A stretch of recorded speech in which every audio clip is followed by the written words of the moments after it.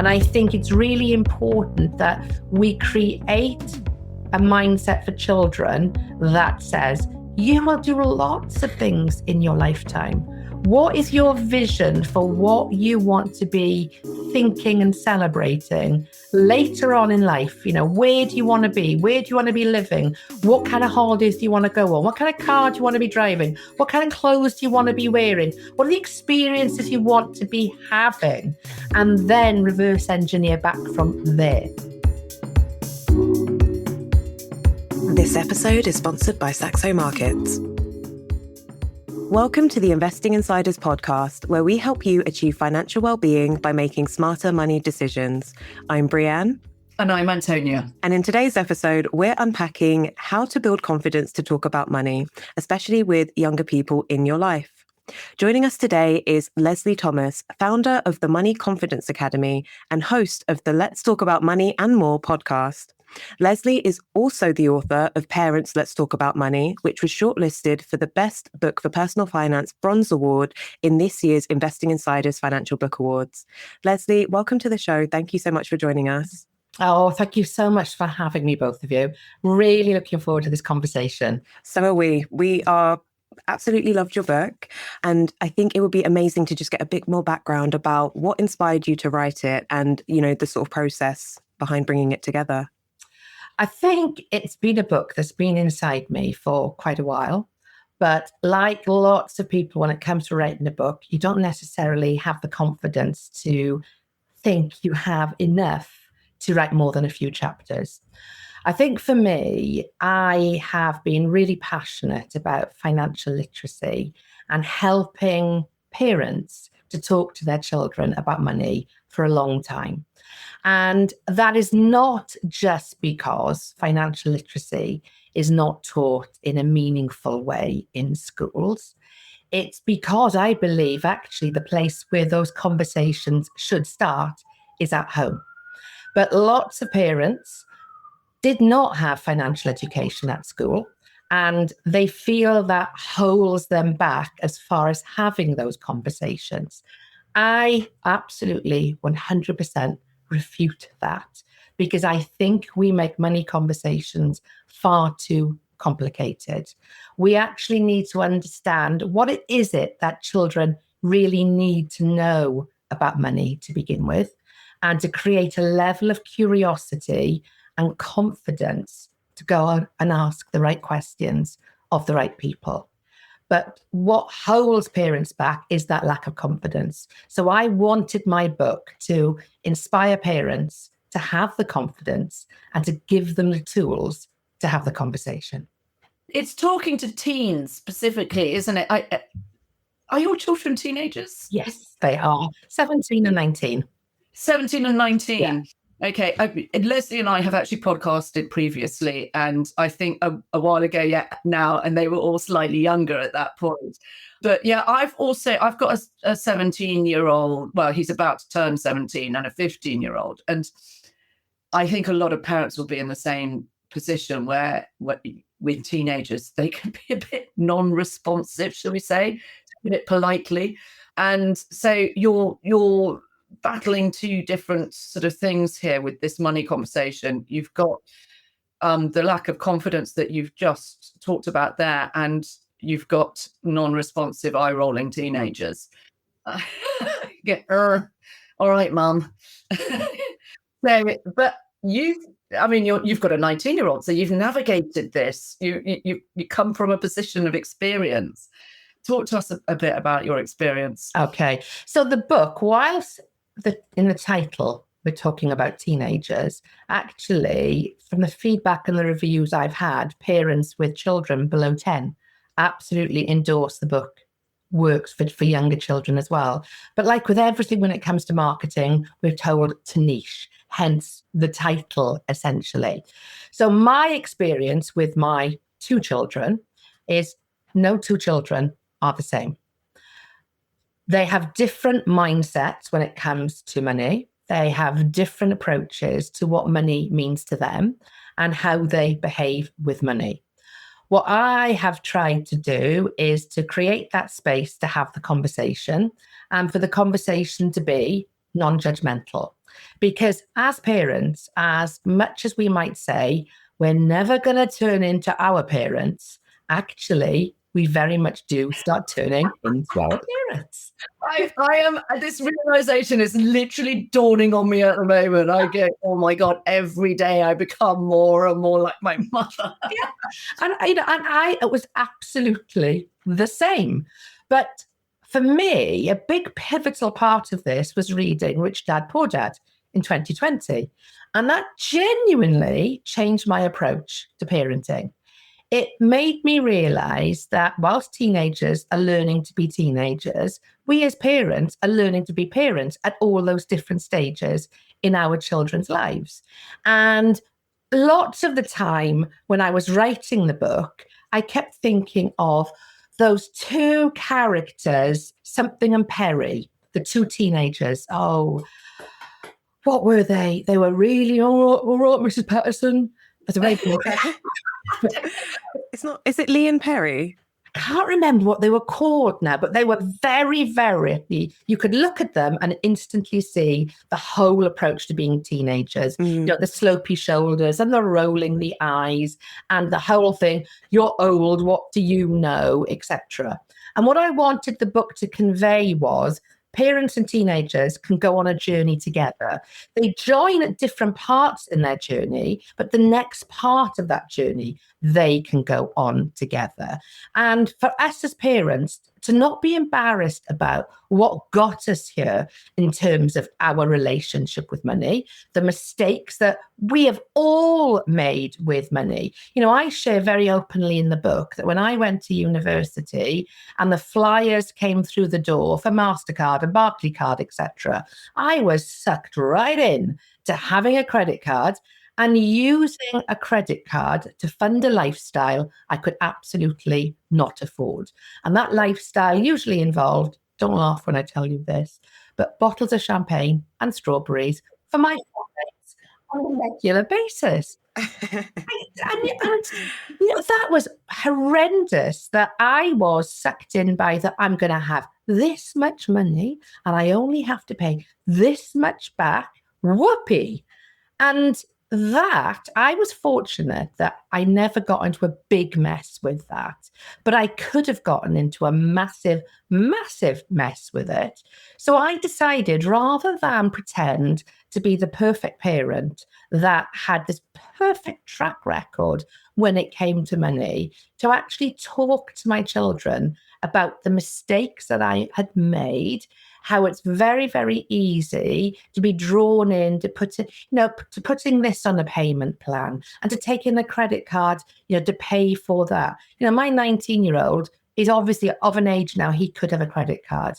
As far as I know, he would not entertain the idea of having a credit card because he knows the road that I went down in terms of having to pay off once I realized that the amount of money I was paying off on my credit card was a big chunk, out of my salary.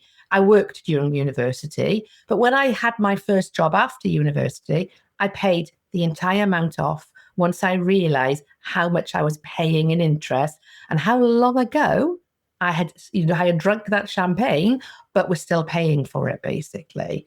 And I think as parents, we are fearful of showing anything but perfection to our children, when actually our children don't need perfection. They need honesty. They need to learn from our experience so they don't have to go on to always learn from their own hard experience. Of course, they will learn hard lessons. We all did. But if my parents had, and I'm not blaming my parents in any way, I should have been more aware of the cost of a credit card, etc. But if I'd known more about the actual cost of interest versus paying the minimum amount each month and how long it would take me to pay off that credit card, then I would have made very different decisions. Yeah, I mean, that's a really interesting point because the mistakes that you made are probably more helpful to your children than you sitting there on your high horse going, and I know how to do it perfectly. Just follow me. But yeah, I mean, I had exactly the same experience. I remember sitting opposite the bank manager in Barclays. Well, he cut my credit card in half and told me to go and open an account at another bank. And that's not a good start. I don't want your customer anymore, thank you. Unfortunately, that's how old I am. It's that in those days you went in and you spoke to someone face to face, and that added humility of it all. Absolutely. Yeah, absolutely. But I mean, our parents' generation was a different kind of generation, wasn't it? You didn't talk about money. And I think we're only just starting to see a change in this now. I mean, funnily enough, we were talking to Matt Meggans, the founder of Hyperjar, yesterday on the podcast. And he was saying the same sort of thing, and how he tries to communicate with his children all of the time. But he raised the interesting point. He said, I leave out the stressors. So I don't talk to them, about when money is stressful or when we're in a tight spot or anything like that, because I don't want to stress them out. But I do want them to learn, and I do want them to be involved, and I do want them to understand why we can't have things and why we can have things and all of that sort of thing. But it's, and I suppose it's finding that balance with kids, and that's quite an age-appropriate balance as well, I would have thought. Absolutely. Yeah, absolutely. We can start talking to our children about money from usually around about the age of 3 or 4. So in an age-appropriate way. And there's lots of games out there. There's lots of books out there that allow you to go through that process. We all know, thanks to Barclays and their advert, that a child's relationship with money is set by the age of 7. Not they start to have a relationship by the age of 7. It's set by the age of 7. Therefore, we have to understand, how is that relationship set if we're not already talking to them about money? Well, it's because they're absorbing our actions, our behaviors, our words, and the stresses that Matt talks about. Whilst it's really important, you don't stress a child because you're concerned, is money going to run out before the end of the month? Can I afford to pay the heating bill, etc., etc.? What you have to be aware of is when you are under stress, your behavior changes because your emotional responses change. So whilst you think you are not stressing your child out, actually, your lack of conversation around what is happening can be stressing them out even more. Why? Because they create beliefs. And as we know, beliefs are not facts. They are the stories that we tell ourselves with regards to what is going on. And our children could quite simply be misinterpreting what is going on based on their belief. Now, I can give you a really good example of this. So somebody on my podcast, actually, earlier on in the year, said that regularly in their town on a Saturday, there would be a merry-go-round. And the merry-go-round, you had to pay for it with cash. You couldn't use a card. And the parent went into town with her child 2 Saturdays in a row, and the 2 Saturdays on a row, she didn't have any money, any cash on her, which is a very familiar situation for all of us right now. So she kept saying, really sorry, we can't. I haven't got any money. The 3rd time she went into town, they met up with a friend. And the friend said to the little girl, oh, are you going on the merry-go-round? And the little girl said, no, we can't afford to. So she'd taken not having any money and interpreted it as meaning they couldn't afford to, when that wasn't the case. They just didn't literally have the mechanism because cash, because she paid for everything with a card, basically. Yeah, no, this is just the thing. Nobody carries cash anymore. No. I can't remember the last time I went to an ATM. I never do. I mean, my husband does because he's a little bit old school about these things. But the king probably has more cash on him than I do at any time. So we exactly the same. My parents give cash to my children, and my children are a little bit like, what do we do with this? I know. And then your parents, you're that generation also, if they want to give the kids money, I always say to my mother-in-law, I go, well, like, here's their bank details. And she's like, oh no, I'll put the cash in an envelope and I'll post it. And I'm like, no, don't do that. Put it in the bank account. But some of that generation struggle with that. Absolutely. And they struggle with it because they don't trust the technology. They don't understand the technology. It doesn't really feel real to them. And I think that, again, that is the reason why we need to talk to our children about money, because they're not having the same experience that we have of handing cash over, of writing a check, of actually working out, do I have enough money in the bank? They think, ping, ping, wow, money instantly pays for this thing via my mobile phone. Rather than explain what happens is there's a technological handshake that happens, that the card machine is checking, have you got enough money? It sends a signal back that says, yes, you've got enough money to cover whatever it is you're buying. And that handshake says, right, those goods are now yours. And unless we explain that to children, they're not going to know, because then they have never had the experience we had where we physically handed cash over or we had to write a check, basically.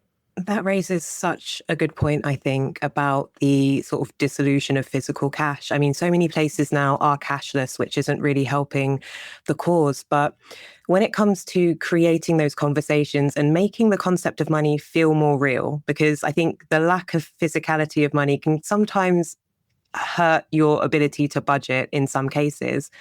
What are some of the sort of prompts and things that you've sort of written about in your book that you kind of really enjoy picking up on and sharing to help people engage their younger ones about the reality of money and that it's still a real thing and how that process works? Yeah. And it's literally a case of sitting down and having that conversation. So we should start giving, young children money from a really young age so that they start to understand they earn money. I personally believe that children should be earning money. And that might be, making their bed, emptying the bedroom bin, putting their plates on the side or in the dishwasher, whatever it might be, so that they have the practice of money being given to them, whether that's going onto a Go Henry card, into their physical piggy bank, whatever it might be. And then you start having the conversation. What do you want to do with that money? Are you going to save some of it? Are you going to put it towards something in the future? Are you going to want to give some of it to charity? What is it you want to do? And they can then start thinking about money being a tool that they can utilize, manage, and have responsibility for, rather than have this real confusion with, well, I want this, I'm going to have it. Well, if you want that, have you got enough money? And if you haven't got enough money, what are you going to do to generate that amount of money? This is one of the reasons why I get really, really cross. And I don't mean to make this into a political discussion, but this is why I'm really, really cross that when I was 16 and 17, I had two jobs when I was at school.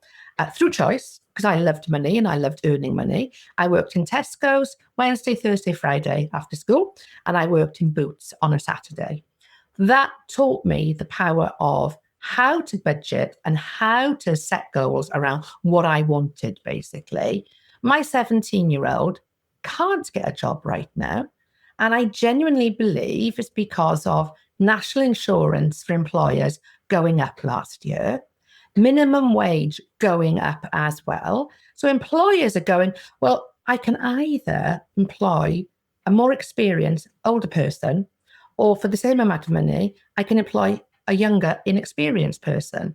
Well, if 16 and 17-year-olds are not being taught about money at school and are not able to earn their own money, they're in a worse position than we were when we were at school, not being taught about money, because at least we had jobs and we learned on the job, as it were. Yeah, I can't remember what the statistics are now, but it's quite alarming, the amount of young people who are out of work. Or 1 million. 1 million. Is it 1 million?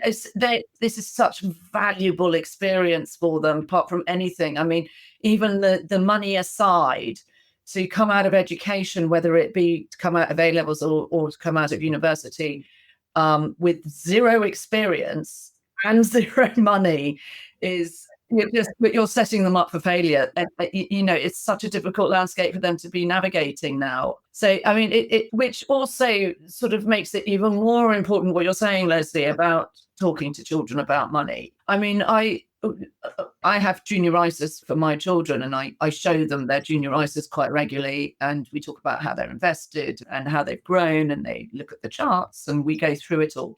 And actually, my son finished his GCSEs last year, and he got a lump sum from his grandma to say well done. And he said, "Okay, I'm going to keep 20% of that, and then Mum, here, put the rest of it into the junior ISA." And I was like, "Oh my God, it's done!" And that is amazing that you have done that. But equally, I did a talk at a very prestigious school, private school in London in the summer. And it's very expensive to go there. The children are from very, very wealthy backgrounds.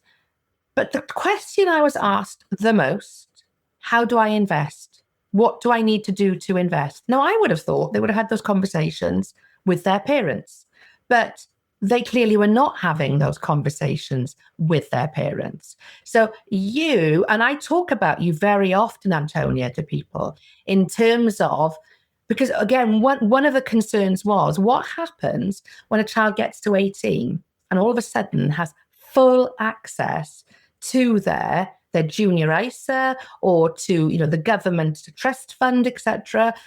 What happens? How do you stop them from blowing it?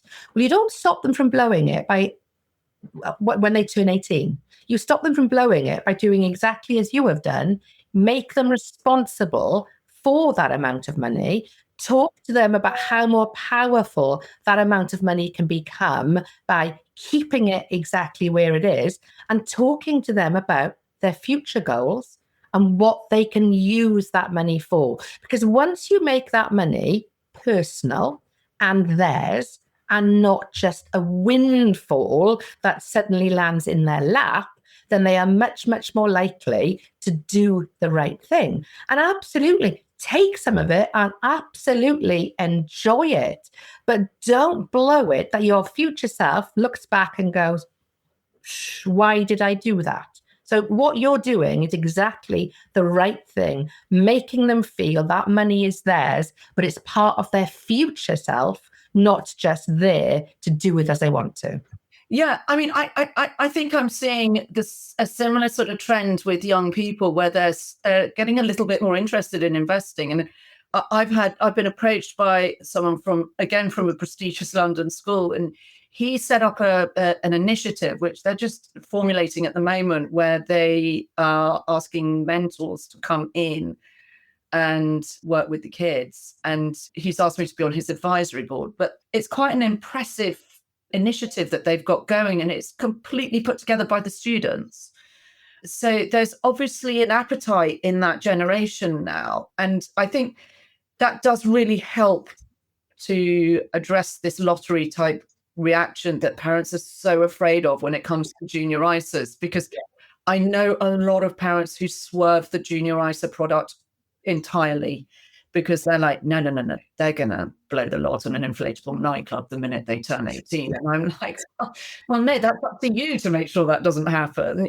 With the right kind of tools and education and everything like that, they shouldn't do that. But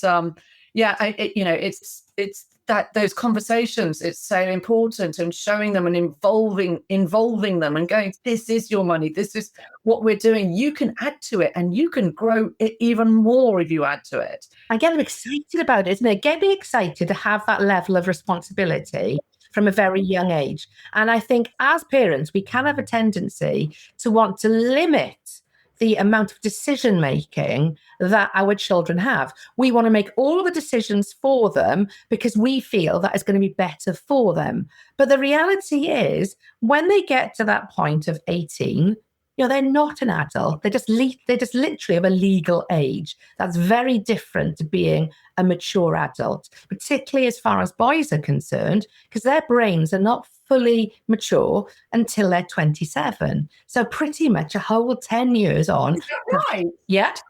27. 27 years for That explains a lot. doesn't it? Exactly. But once you realise that, you actually realise you have got to prepare them. You have got to allow them to be in a safe environment to make safe mistakes. Now, I responded to something on social media about 12 months ago where a parent was asking a question about what bank account, her child was 16 or 17. What bank account can my child now have that I can still keep an eye on, their bank balance and what they're spending, etc.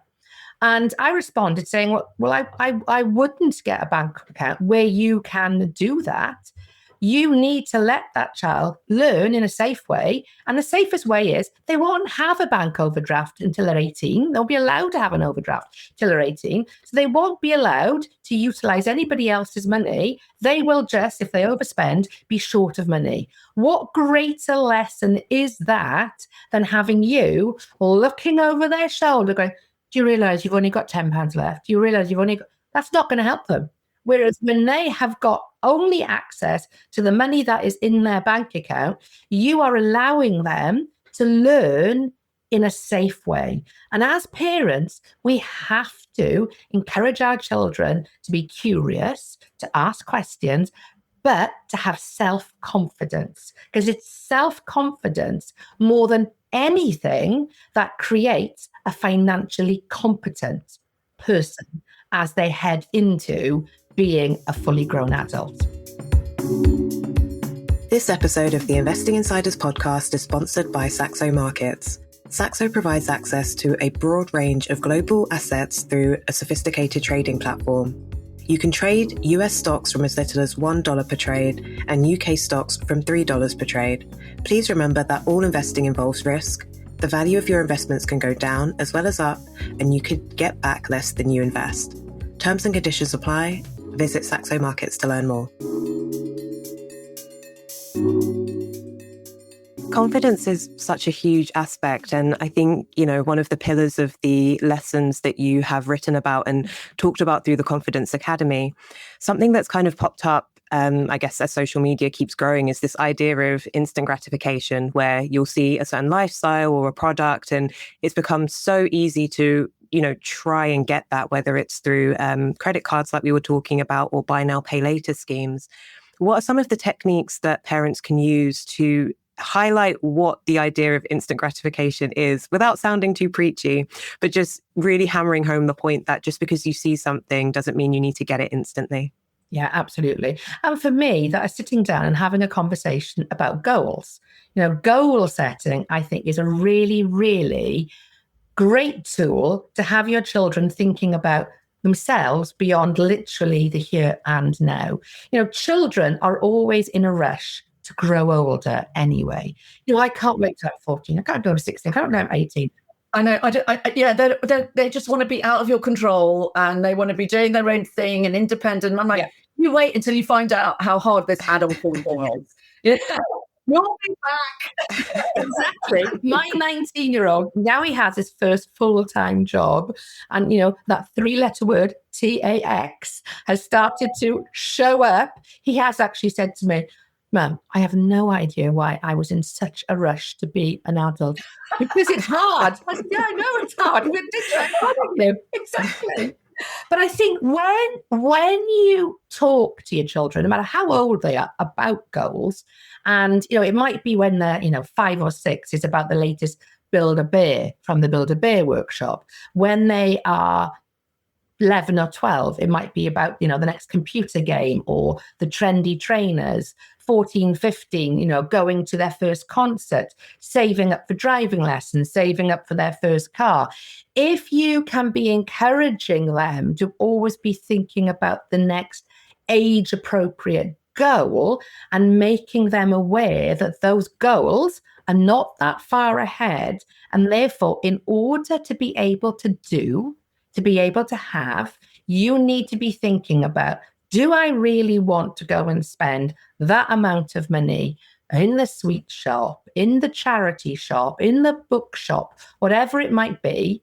Or would you prefer to spend some of it now, but actually put that towards that goal and get them creating that level of emotion? Imagine how you're going to feel when you've got that amount of money that you have saved and you have bought that for yourself. Think about that. And then instantly it's a case of, yeah, I can do that. I can buy that, because we want our children to be empowered around money, and we want them to think all things they want are possible for them by their emotions, their behaviors, and their action. And once they realize that, once they take that level of responsibility, it's at that point they can start making those decisions, a little bit like your son did, Antonia. Given this windfall, 20% for me, mum, go and save the rest. Yeah. Because you had given him that level of responsibility. Yeah. And then with his 20%, he said, okay, I'm going to do up my room with this. And I went, okay, off you go then. And he came back and went, doesn't go very far. And I was like, no, welcome to my world. Exactly. But isn't that the best way for them to learn? And for me as a parent, the hardest thing that I have had to learn is to not be rushing in when they haven't got enough money to do what they want to do. Going away, for example, for a weekend, I always used to be, I need to give them extra money. I need to top up their card just in case. And my husband said, well, no, if you do that, they're going to look at their balance and they're going to go, oh, we've got more money to spend. Yeah, look, every time I leave the house, I get a little windfall. Exactly. But I had to hold back from that real nurturing mum instinct and say, what's that teaching them? Yeah. It's teaching them nothing. Yeah. And then you get the phone call, hey, mum, can you put some money in my account just so I can get some lunch? Why have you gone out for lunch with no money? Exactly. And that's exactly it. So, and that, going back to the book, that is why I wrote the book, in the way that I did, so that the parent would be learning about their own relationship with money at the same time as helping their child learn about their current relationship and how they can create the kind of relationship they wanted to have. Because the majority of parents don't understand their relationship well enough in order to have a helpful conversation with their children. So the way I designed it, hopefully, is the way it came across, is that the parent kind of goes, oh my goodness, I never thought about it that way. Okay. And that helps the child, because the child then learns that as an adult, you don't have to know it all, because we do have a problem as adults thinking, I'm too old now. I don't know the difference between a LISA and an ISA. I should know the difference. I can't ask anybody because that's really, really embarrassing. Why is it embarrassing? Why would you know? You're not born with that innate level of knowledge. So we're giving our child the permission to go, I don't know the answer. I'm going to ask the question, but taking it a step further, asking the question of a trusted advisor, a trusted source, not going on to TikTok and the first film that comes up, assuming that what they're saying is correct. And I think that curiosity and that it's okay to ask a question at any stage. If I don't know the answer, I'm okay to ask the question, because I think as adults, we lose that ability to ask questions because we feel we should know it all. Yeah, no, that is absolutely true. And you struggle to acknowledge your weaknesses in front of your children. And that's a sort of natural part of parenting, probably. But you do need to get over those sort of things. But it is difficult with children, with teenagers, especially because the only time mine ever call me is because they want money. But if I sit down with them at home and go, hey, let's talk about money, it's like, absolutely not. I'm like, okay, we'll wait for you to go out and need money, and then you can call me and then we'll have the conversation in front of your friends. All right. And that is the thing, isn't it? It's meeting our children, where they are at. There's no point in trying to have a conversation with them when they are not up for having the conversation, because the same applies to us as adults. If we want to have a conversation with our partner, something to do with money, there's no point in us trying to grab, them as they're heading out the door, they're late for work, the dog's just been sick, etc., etc. We have to choose our moment, and we have to do exactly the same with our children. And if that means we have to wait until they say, Mum, I need some money, well, that's the ideal time to have that conversation, because at that point in time, they need your attention. And therefore, they have to give you their attention. Yeah, exactly. It's a massive feat, you writing this book, because I know that you've got so many other things that you've got going on. You go into schools and you do your podcasting and everything like that. So did you have to do a lot of research for the book, or did you just lean on your experience, or how did the process work? To be honest with you, I just leaned on my experience. I am a money coach. I am a mindset coach. I've got a master's in executive coaching and mentoring. So I leaned on all of that. I read around money behavior, a heck of a lot. I am a geek when it comes to the psychology around money. So if somebody wanted to read, what would you recommend? First of all, definitely The Psychology of Money, because the psychology. Yeah, I've got it here behind me. Yeah, I have the same, exactly. And his most recent book, The Art of Spending Money. I like the title. Yeah, I haven't got that one yet, but I'm definitely going to get that one. I think, although it's not money related per se, Gay Hendricks' The Big Leap really helps us. Yeah, really helps us to understand our upper limit. And I think, again, that is really, when it comes to breaking generational ties around money and generational limiting beliefs around money, Gay Hendricks' book is perfect for that, because, again, this is where parents come into the piece, not waiting for schools to be talking about financial literacy, is because if you come from a background where your parents lived in a rented house, your grandparents lived in a rented house, you've always lived in a rented house, you're never going to own your own house. Well, actually, with that mentality, you are never, ever going to break through the upper limit until a point comes where you say to yourself, well, actually, my friends are owning their own house. Why can't I own my own house? What is it I need to do in order to be able to own my own house, run my own business, have a pension fund by the time I retire of, whatever scale I want it to be, based on obviously any government restrictions in place at that point in time. And I think when you realize that lots of your relationship with money is based on those limiting beliefs that are controlling your upper limit and what you believe is possible for you, you only know what your children's upper limit is by talking to them and helping them to understand, because you have made certain choices doesn't mean they have to have those same choices, and to give them the belief in the art of the possible. Because to my mind, that is the single most important gift a parent can give to their child, the art of the possible. It is possible for you. Just because I, as a parent, have not done it, does not mean it's not possible for you. And to help your child to find the evidence of those role models who were like them when they were their age, but actually have created the kind of lifestyle they now dream about for themselves. Because if you dream it, you can create it.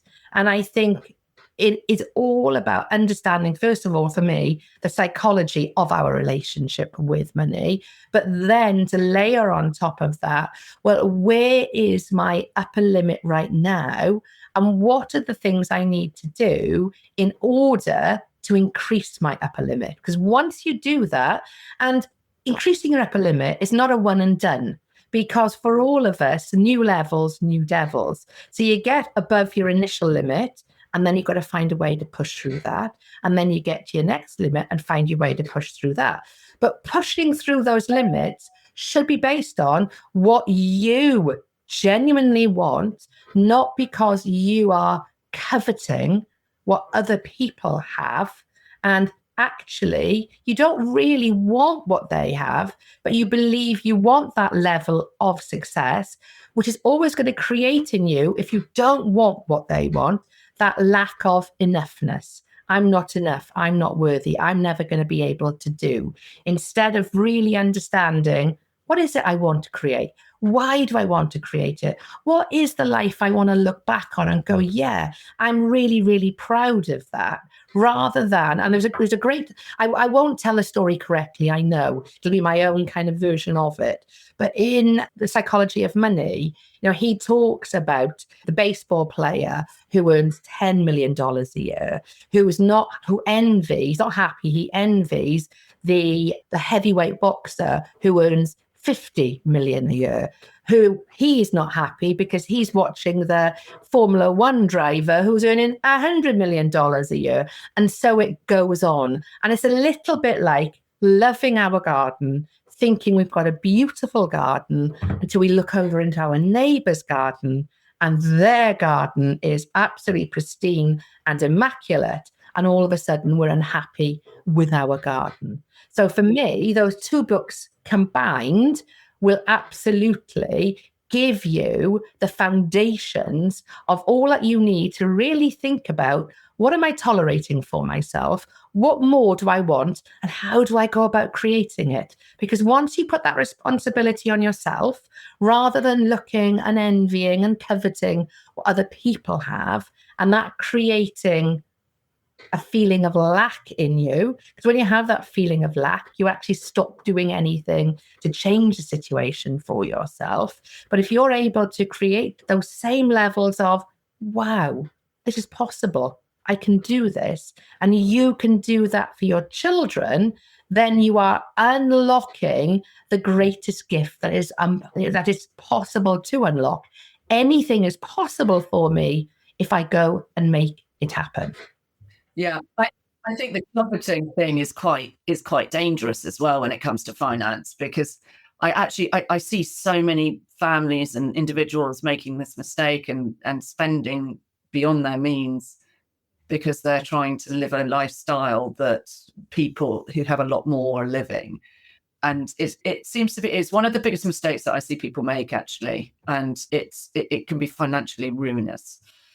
So yeah, we always try and instill that in the kids as well. It's, listen, don't worry about what the next door neighbours have got, or if that's just going to be too difficult for you, always hang out with people poorer. I think it's so powerful what you said, Lesley, about this sort of bridge between psychology, money and mindset. Like there's that happy medium between all of them that can really unlock a completely different life for you. For parents who I suppose are very new to their money journey, realizing what those generational patterns might be can be quite confronting. And like you've kind of mentioned before, there might be an element of shame that they have to get rid of as they're transitioning to this new path that they're trying to create. How important is it to bring their children on that journey? So it's like, I'm working through my money things. I might not be perfect. I also want to teach you some good things at the same time. What's the bridge between all of that? Or do they need to figure stuff out before talking to their kids? I think you do need to plan those conversations. I don't think it's something that literally happens in the moment. I'm going to have the conversation now. And because money, is so emotional for everybody, that if you are not planning those conversations, then things are probably going to go off on a tangent you don't want them to go off on.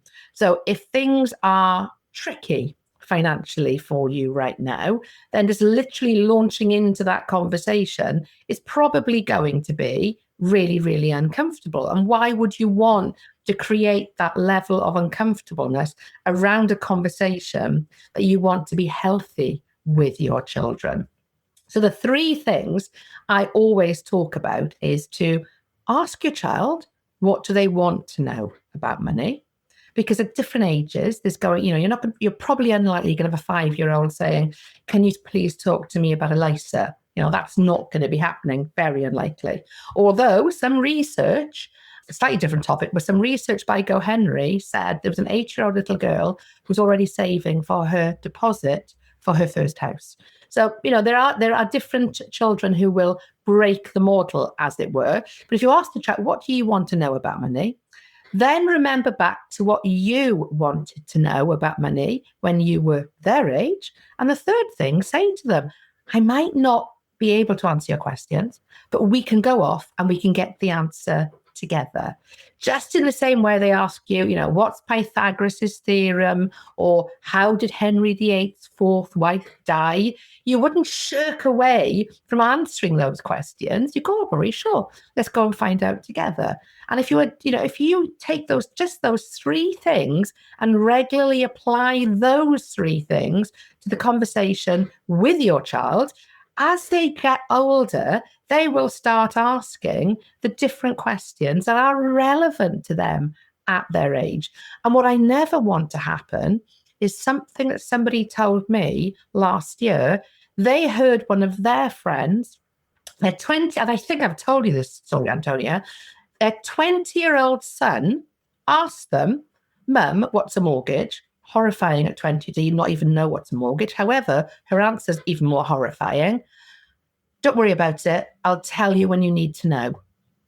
Oh, wow.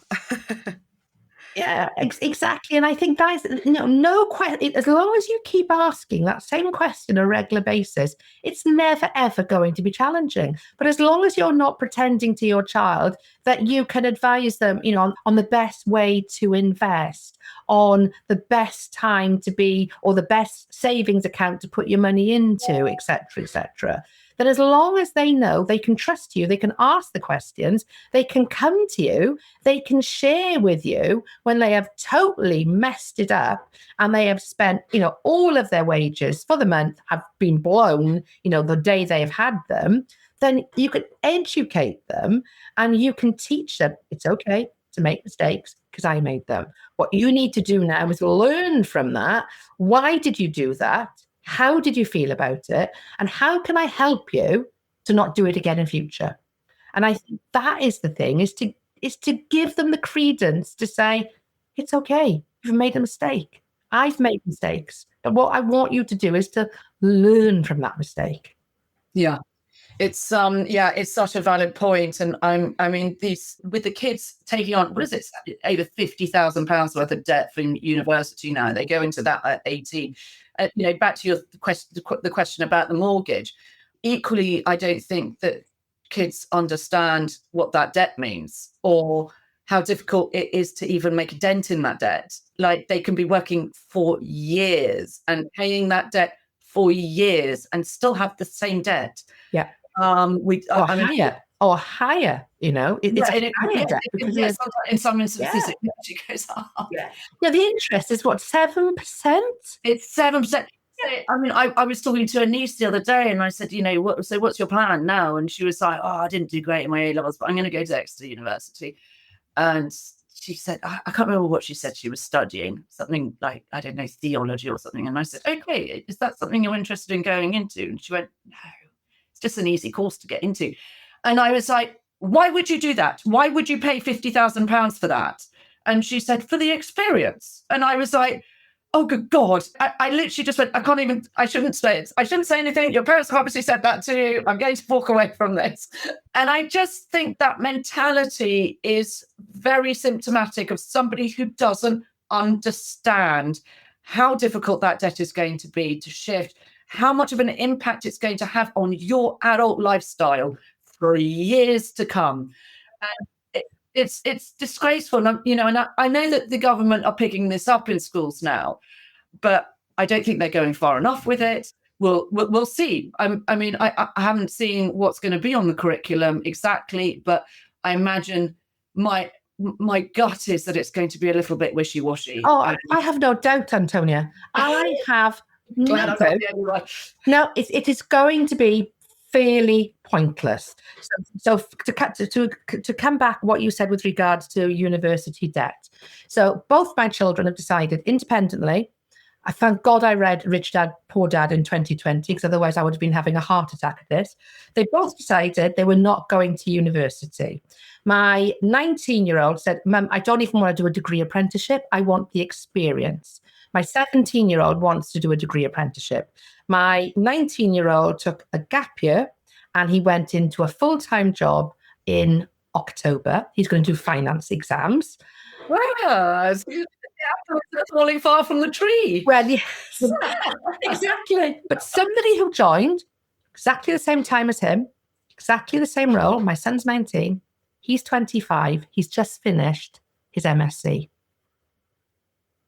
So for a 19-year-old, he is on no debt over his head. He's on a great starting salary. 25-year-old with probably double the debt pretty much. Well, probably a good chunk on top of his first degree anyway. So he is having 9% of his salary over and above the 25 grand taken away, as he's going to do for the next 40, 50 years. I genuinely think the value of degrees is not what it was when you and I went to university. It's not. And, I put out a video on TikTok last week about the ROI on university degrees. And, it's like economics and finance. You can get a decent ROI on those. Doctors at the top, everything like this. And I said, but if you want to go to university and study something like art, you can expect to not get much of an ROI on that.